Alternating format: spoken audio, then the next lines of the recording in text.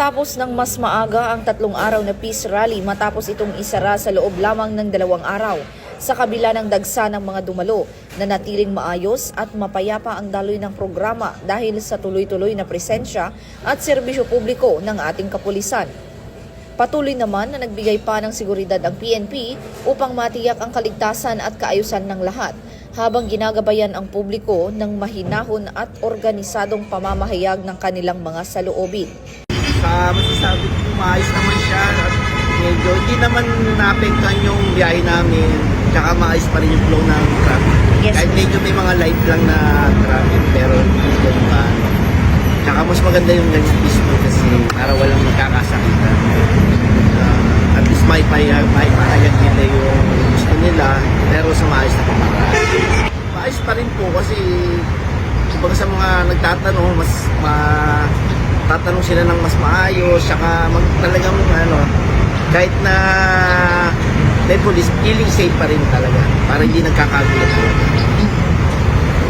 Tsaka maayos talaga. So lang po sana na maging tahimik, yung hindi magulo para sa bawat isa walang magkaroon ng harasan, walang maging masasaktan both side para maging maayos ko lahat. Yun lang po, magpatuloy lang po muna. Sabi ko lang yung sa pag-rallying peaceful, okay yun para marinig sila. Yung transparent, yung makita ng bayan na may nag-rally para sa mga Pilipino. Ang sa amin, naapektuhan kami, syempre nagkakaroon ng traffic, nagkakaroon ng sa mga customer na nandiyan dyan, gusto nila masundo sila pero hindi kami makadaan kasi yun lang siguro yung medyo pero dun sa rally maganda naman yun para naririnig din ng gobyerno yung hinaing ng mga tao. Yun lang.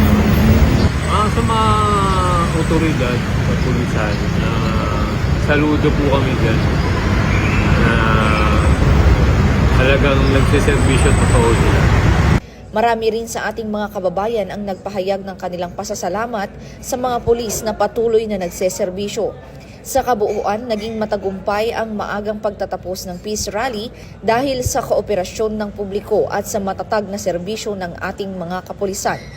Ito po ang bagong PNP para sa bagong Pilipinas, serbisyong mabilis, tapat at nararamdaman. Ako po si Patrolwoman Fe Octaviano para sa Police News Express. At ito ang bagong PNP para sa bagong Pilipinas. Serbisyong mabilis, tapat at nararamdaman.